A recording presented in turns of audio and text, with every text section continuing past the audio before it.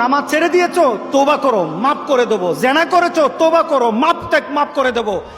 আকাশ সমান গুনাহ করেছো, তওবা করো, মাফ করে দেবো। আল্লাহু আকবার। শুধু তাই নয়, আল্লাহ বলেন, বান্দা যখনই তওবা করবি তোরে আমি পছন্দ করি। এত গুনাহ করার পর তুই যখন আমার সাথে তওবা করবি, আমি তোরে পছন্দ করি। শুধু তাই নয়, আল্লাহ সুবহানাহু ওয়া তাআলা বলেন, যারা মুতাতাহহিরিন, যারা পবিত্রতা অর্জন করে, আল্লাহ তাদেরকে পছন্দ করেন। আমরা পবিত্রতা অর্জন করি কি দিয়ে?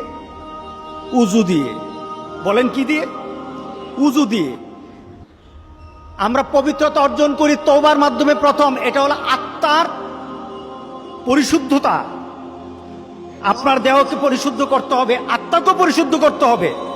আপনার আত্মাকে পবিত্র বানাবেন।